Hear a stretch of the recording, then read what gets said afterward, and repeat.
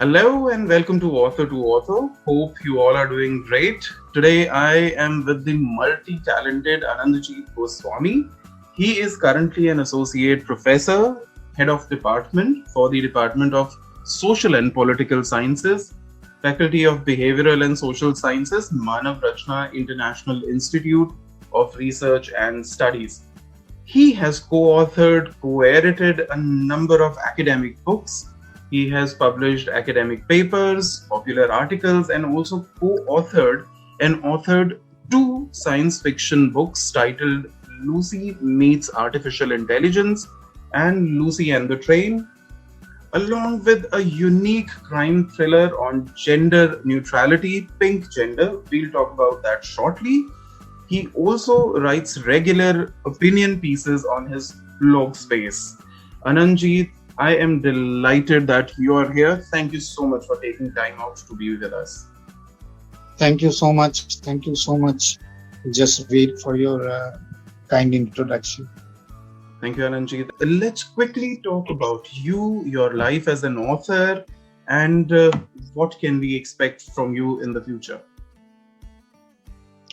So as I keep on telling him everywhere that I think I feel a little shy to call myself an author. I think I still have not written a line which can really describe me as an author. Maybe the day I describe or get that line, I will stop writing. So I think I am in that exploration journey of finding out those lines and those plots and narratives. So the journey started, I think started with small scribbles when I was in my school days, and I will just jot down points. I will use my diary with my own visual sketches and will generally write anything about whatever I feel. And from then onwards, I kept on writing. I mean, I didn't stop. It started with poetry writing, mostly in Bengali. Then I will write songs, and then I moved on further to paper writing, academic writing, and gradually then the claustrophobia and the restlessness of writing a fiction or something was piling up, and naturally some books happened. I think 5 books. 5 books I've written. Yeah, yes, 5 fiction books. Wow, wonderful. And tell us about that feeling that you're talking about. To write something fiction. How would you describe it? As you see, I think writing is actually traveling. So you will also see in my books, Lucy and the Train, Lucy Meets Artificial Intelligence, and even the third one of the Lucy trilogy series, which is this Lucy and the Rise of the Parabola.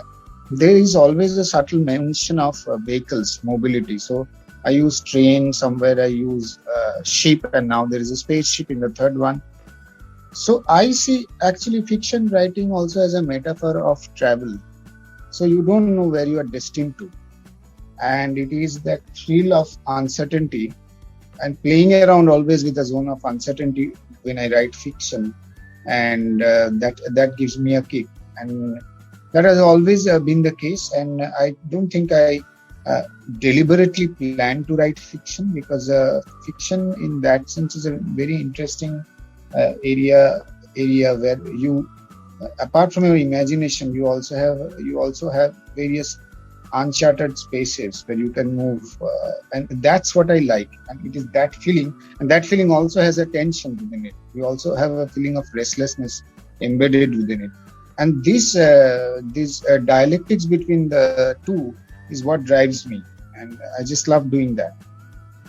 Right, that's an amazing feeling indeed. And truly, something that you've said is quite meaningful. You need to go into uncharted territory with fiction, and you've got to speak up your mind. And I think fiction is something which is vast. Fiction writing is something which is vast. It's unlimited. It does not have any boundaries, truly, rightly said by you. Anandjit, before we dive into writing and your experience as an author, and before you talk about your books, I wanted to discuss about your experiences when you were working with Terry. That's something close to my heart. For our listeners who do not know about Terry, please introduce what Terry is and how was the entire experience. Yeah, I think I really owe a lot to the organization TERI, which is the Energy and Resources Institute.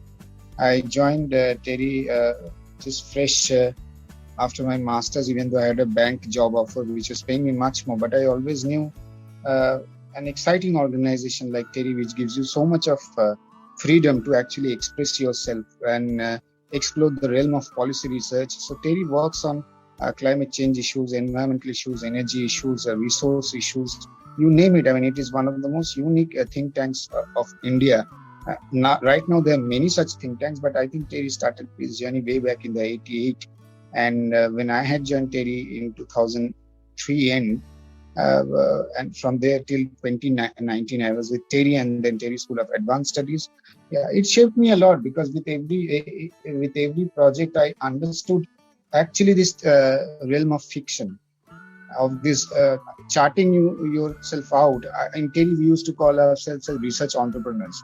So entrepreneurship, where you actually are a risk-taking person, and you have to get into the uncharted areas of policy research. So we will be given a lot of freedom over there. And I think it is that spirit of entrepreneurship also helped me to get to this area of fiction writing, because fiction writing is also about being fearless. You cannot be fearful when you write fiction, because you have to take your mind to all uncharted territories. And so that's how TERI organically also has shaped me up. I love Telegram. I've been there many times. I simply love the setup over there. I've conducted many programs over there in outbound format. I simply loved it. That's why I wanted to talk specially about Terry with you. And Terry is doing, some of the most wonderful works in Delhi, NCR, and across India when it comes to environmental awareness. I really like their concept. Right. Thank you so much for describing Terry for us, Anandji.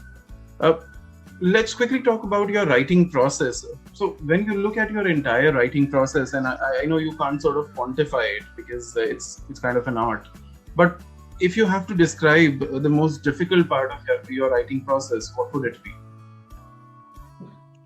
Well, I think, as you rightly said, Jasveer, that uh, there are generally a lot of process steps in the process of fiction writing. I mean, I'm not quantifying it, but broadly, to me, I always feel that the seeding of the idea to the plot development, and then the characterization outlining, even before you actually start penning down the plot, is what to me is drives you nuts. And that's what is very important for a book, because that's where you are setting the vision for the book, and you have to give adequate time thinking about in a very integrated way about all the pros and cons of that entire holistically about that entire vision, how your ideation and how that ideation is leading, because there you have to imagine yourself as reader of different types.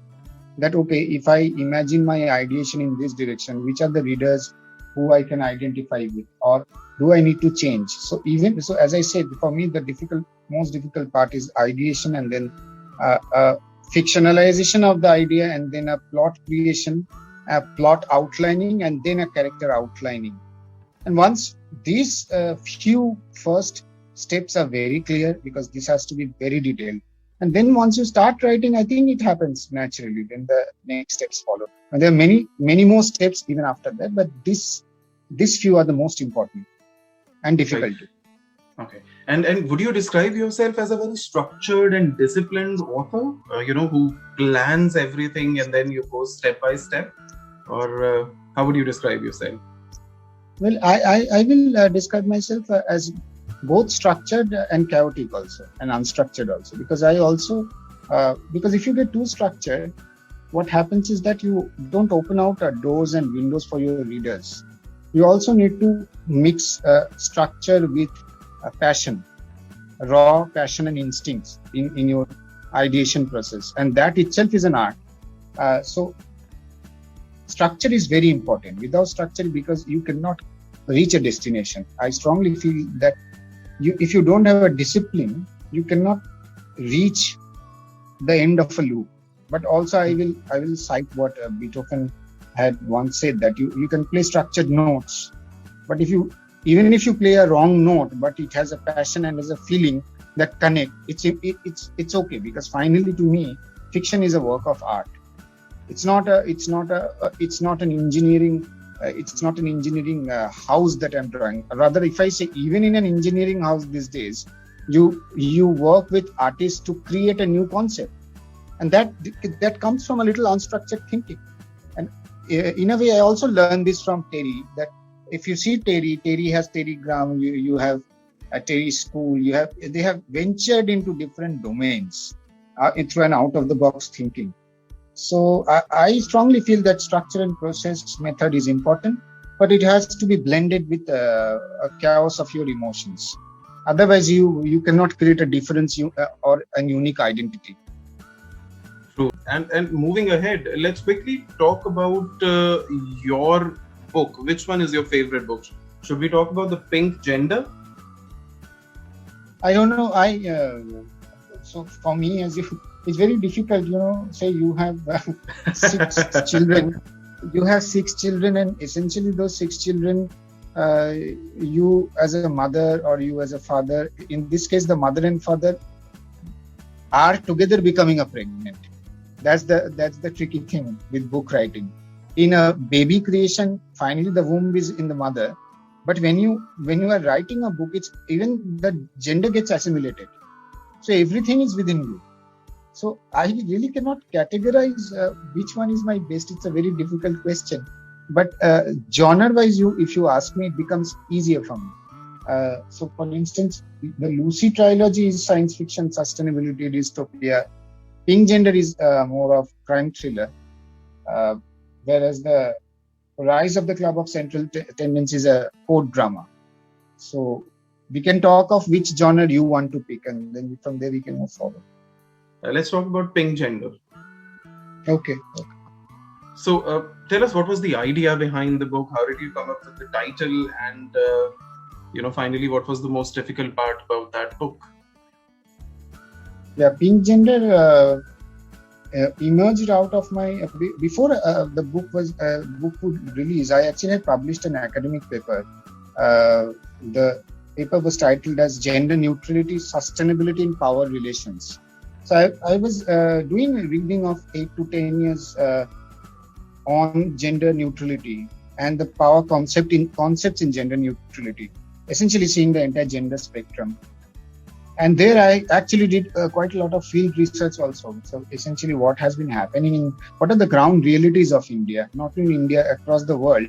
But then I focused more on the ground realities of India. I mean, I actually went through raw data and real cases, what is happening. And then I thought about this color pink, because many times people are associating with the color pink a certain kind of gender spectrum. And Amitabh Bachchan's famous Bollywood film Pink was everything coincided. I had seen the movie one day in the movie hall. I went for the film Pink, and once after seeing the film, I was coming out. I was on a long walk. I was in Kolkata at that point of time, and I was walking alone. And in that entire walking process, the entire plot came on my mind, and I thought, okay, why don't I talk about the narratives of gender neutrality from different lenses, from different viewpoints? And that's how the plot came on my mind. That how I took three characters, three protagonists on the police station where they're conversing with each other. So every fact seems to be true. Every side of the story seems to be true, because I didn't want any judgment about any event or any judgment about any gender. I wanted the readers to go through their own thought process and take a call on, okay, what does gender neutrality mean to them? And therefore, these three stories come together on the police station. And then there are mysteries, sub-mysteries, and then how the three stories are interconnected. And then finally, towards then, there's a thrilling plot where one mystery is evolved, that there's someone is playing a trick with all three of them. In the course of that, what happens is that all these three stories take us through all the dark realities of a deep psychological spaces of different gender spectrum. Because I personally approached the concept of gender neutrality more from a humanitarian dimension. And to me, each of them were humans. And I wanted a debate to happen around that. And that's how the book happened. And tell us about the research that you had to do, for the book. What kind of research was it, and what was the methodology to gain that research sort of?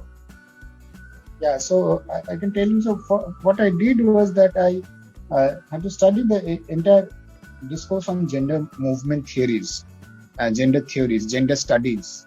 So I made my own library archive. So I did not stop myself only in the readings of Western scholars in that.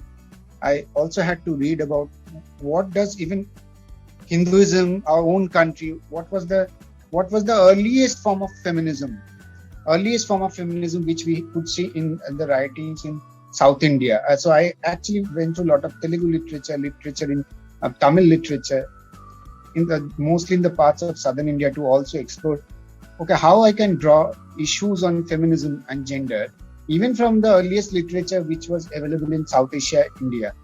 And the current literature, definitely there are many scholars. I can name many scholars, but because right now the time is short, so I'm not naming the scholars. So essentially, I studied the first wave, second wave, third wave of feminism and gender discourses, and what are the different shades of each wave of feminism and gender movements, and what learning lessons. So how the gender movement is progressing over the years, and what is the drawing lesson, and where does the future lead to. So from this entire academic research that I had done, then when the plot and everything I started writing, they impacted me. So that at no point of time, any of my characters I create in a way that people become judgmental of them. So that all these forms of waves of feminism or gender movement or gender theories or gender studies are assimilated in a plot or assimilated in certain lines. So that's what I did.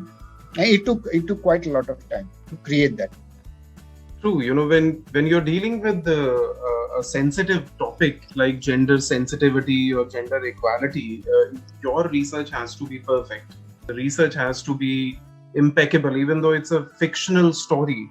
I think what Anandajit is trying to say is that your research needs to be perfect, and if research is not available, if primary research is not available, then if secondary research is not available, do primary research, do your own research, find out ways to get that data, get those facts, and use them in your fictional stories.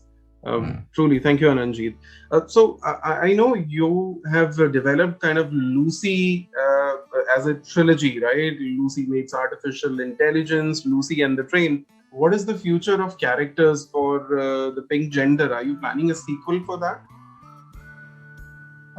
Pink Gender actually were written in two parts. The first one was Pink Gender. The second one was Pink Gender Extended. So the first one was a very short, written in a form of very scratchy visual diary, where the characters were not completely exposed or peeled off. Whereas Pink Gender Extended had certain more characters which were talking to Pink Gender characters. So Pink Gender Extended is a kind of a sequel to Pink Gender. Pink Gender Extended definitely has a potential for a sequel, but as you know, I never force myself for a book because the seed is currently germinating within me. If it achieves a certain puberty or achieves a certain at a point of time, if I suddenly feel that the sprouting has to happen, I will start the process and writing. But there is a potential. I mean, the way the Pink Gender gave rise to Pink Gender Extended and how Pink Gender Extended ends, yeah, there is a potential. But I won't say that I am planning or writing something. No, that I'm not doing currently. No, true. Either it's there or it's not there. You can't force it. Right. Yeah. Okay. So let's talk about publishing. You are a published author. You've got 5 books published, plus you've got so many research articles also published. When you look at the entire publishing process, which is your favorite and least favorite part of the publishing process? So I actually love the when brilliant reviews come and actually bashing reviews. I think that really improves me and gets me going. Uh, if I don't receive, if I only receive rave reviews or good reviews, that actually does not get me going. I really love uh, constructive criticism quite a lot. And even if people dislike my work, I have always loved to hear that, because I think the purpose of literature is not only to spread good words. The purpose of literature is something that it will create a set of argumentative debate. I was just thinking, so let me take two very well-known literary from Bengali vernacular literature, say Ishwar Chandra Vidyasagar and Michael Madhusudan Datta, the two great. Michael Madhusudan Datta was a great poet. He discovered the Amritakhar Chando, the Amritakhar rhythm in poetry. And we all know the Bengali vernacular was scripted by Ishwar Chandra Vidyasagar. Now, when the first poem of Michael Madhusudan Datta was released, Ishwar Chandra Vidyasagar vehemently criticized him. Vehemently. I mean, he just bashed him. But they were the best friends. And when Michael Madhusudan Datta was in huge financial crisis, Ishwar Chandra Vidyasagar came up to support him, and then it also happened vice versa. But the fact that I'm trying to say is that often through criticism you win friends, you make friendship. So the purpose of literature is also to stir this difference of opinion, and it's very important for a vibrant democracy like India that we ensure and preserve that space of criticism. So that's what I love. A process of publication. I won't say I don't. I won't use the word I don't like. I think I am a little bit lazy over there. I think sometimes in the proofreading process, I sometimes get a little fatigued in the proofreading part. So I think there I need to improve a lot. So I think I become a little lazy over there. So I need to improve on that. Not on the first proofreading, the second and the third or the fourth stage. Right. And are you one of those authors, who keeps reading the manuscript at every stage and he gets this urge of making changes to it? You get new ideas, you want to change it? Are you that kind of an impatient author? Yeah, and actually that's what happens with my co-author also. My co-author and I, when we work together, at least in the Lucy trilogy series, what happens is that I'm constantly making changes. So it often can become difficult for my co-author or also publisher sometimes, because every time if a new idea comes, because I get this span of spurts of ideas on a section, so then I don't want to stop. So I will change, and there are too many. Sometimes I suffer from too many track changes even on a one para. So that restlessness definitely happens. Yeah. And then tell us the experience of working with another author. When you're writing solo, you have your own ideas, you have your own style. But when you worked with somebody else, co-authored a book, did you somehow had to make changes to your own style as per their style and taste? No, with my co-author, who as of now, Devashish, he has been my mentor also from 2002. So he knows me very well, at least my creative process and thinking. So our thinking and frequency and vibrations match a lot. So we both adapt to our changes. So when we join hands, mine is a very passionate spontaneity. He comes with structure and method. So that's how we gel together. So if I call in these terms that I am doing a theatrical acting, he brings more of a cinematic frame and tries to give me a more natural cinematic frame-wise acting, and tells me to, okay, reduce the drama, reduce the passion, because this is not theater, this is cinema. So you have to be a little structured. You don't need to overdo certain things. So generally I go ahead and first write different drafts, but then he chisels me out, he fine tunes me, and I love to be an actor of my director, which in this case my co-author also. True, you need that motivation, right? And he is your motivation. Great, great, great. And Anandjit, what do you need in your writing space? They need, writers are very picky. They need certain amount of things in their writing space to help them focus. So what is it that you need in your writing space? In this case, many people, many of my uh, very close friends, which I have very less or very little, they know how self-centered I am when it comes to the process of creation, and I really don't compromise. So which is also so often my mom who stays with me bears the brunt of that. I mean, I don't allow anyone to come even within a certain perimeter. When the days when I'm getting an idea, and I'm in the writing space, so which is my room. I just don't allow anyone to come and talk to me. I just don't talk to people also for 3-4 days, 5 days. It happens, so I just do that. And so the cost is often being borne by my family members. Right. And what do you like to do when you're not writing? Music. So because I produce music, I create music. I have my own music channel. I have a piano at my home, keyboard piano, and a guitar. So I'm composing, I'm writing music, I'm writing songs. Rather, when I'm having the writer's dilemma or writer's block, then I am into music or into cinema. I'm constantly watching cinema or music, doing music. And the other thing is I like to watch old cricket matches. Old. Any particular reason for that? The memories with every cricket match, I create a memory, and then I reimagine that time. Mm-hmm. And I think it takes me into a different space. And that's what I love doing. Truly nostalgic, I love talking about 80s. So yeah, that's something similar. That makes me nostalgic, and you get a lot of ideas. I think when we talk about writer's block, it's not about sitting in one place and thinking. It's about doing different things so that your idea buds can restart or reboot. And watching old things, talking about old memories, from 80s, that kind of gets me going. I can understand where you're coming from.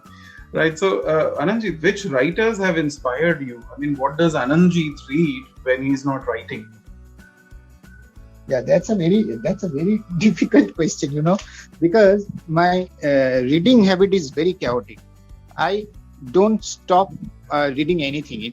It can be anything on vernacular literature to any form of books which I'm reading. And currently, I'm just looking. My room space is very chaotic. So when I look just on my left side, I have Virginia Woolf collection. I have then Murakami's collection, which I'm rereading again. Then I have a collection on eco-criticism. So these are the books I'm reading. Then I'm also reading something on Indian politics and theory of literature.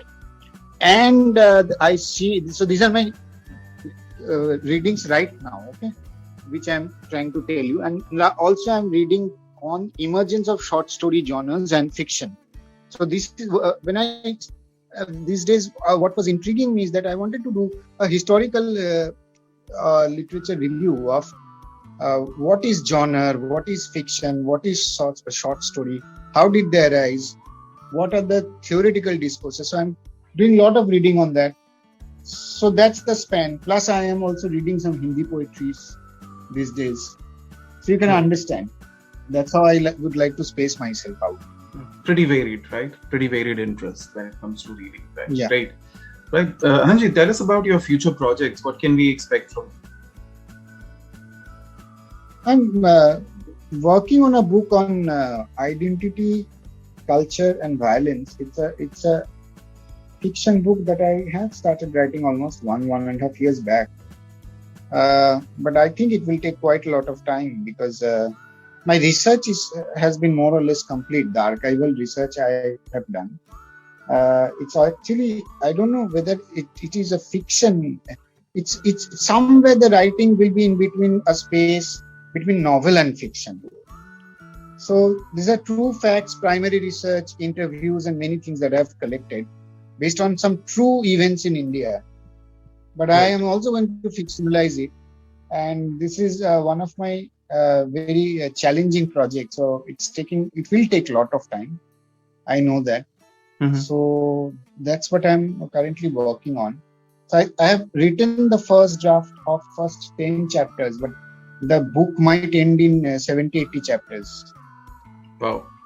Right. We look forward as to of your now. projects. As of now, As of now, that's the plan. Wonderful. Look yeah. forward to your future projects, Anandji. Right. Anandji, before we end the podcast, tell us something about book bakers. How how's been your general experience, and would you recommend it for other authors? Yeah, working with bookmakers was an amazing experience, and I think uh, the books that have come up or have come out, they have happened because of the immense support I got from bookmakers. Because the idea and they believed in the idea and the manuscript, and then they pitched it, and at every stage I got the support of Mr. Suhail Mathur and his entire team. Sumedha also helped a lot, Mr. Sanjeev Mathur. So I'm really grateful to the bookmakers.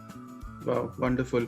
And the whole idea of this podcast is to, for the young and aspiring authors to learn something. If they want resources, we can talk about that. So, how would you describe the process of getting published with Locksley Hall? How was the entire process? How was your, sort of experience with them? Yeah, Locksley Hall. I think I loved working with them because they're very thorough, very detailed, immaculate with their processes, very professional with timelines.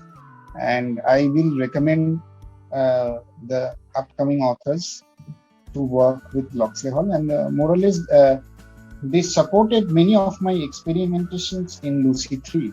And there are several experimentations which have been done in the book. And people are loving the book. They're liking the experimentation, but it could only come out because your publisher was there to work with you, and without your publisher you cannot implement your vision. So publisher is very important, and a publisher like Locksley Hall.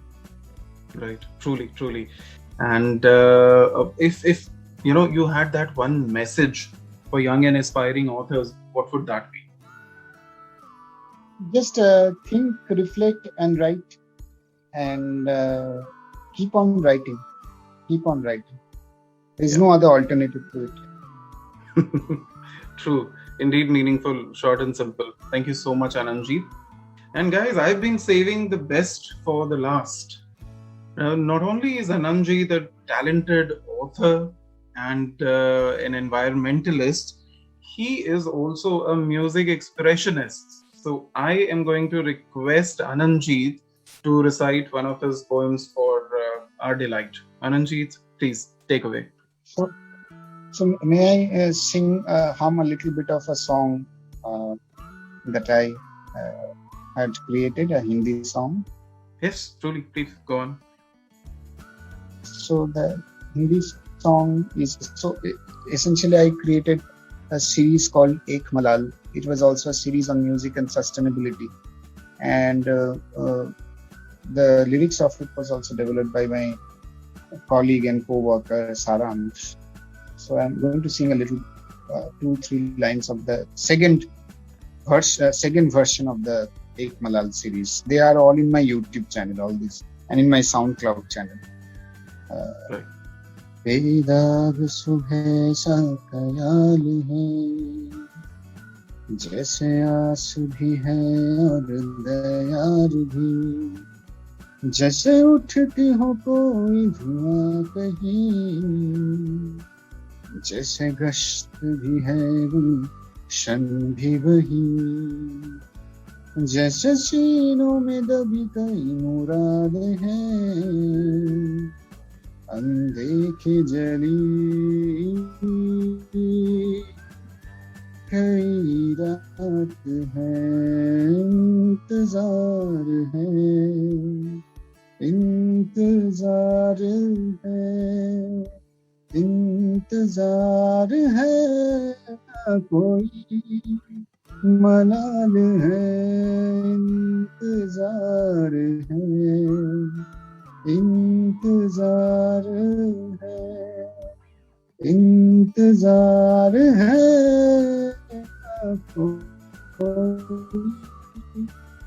मलाल है.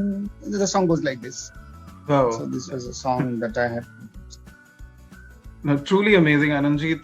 Multi-talented is kind of an understatement. You're truly gifted, and it's indeed a pleasure to have you in my podcast. I had a wonderful time. I'm sure our listeners also enjoyed our conversation, and a lot of young and aspiring authors can learn a lot from our conversation. Thank you so much for taking time out, Anandjit. It was indeed a pleasure talking to you.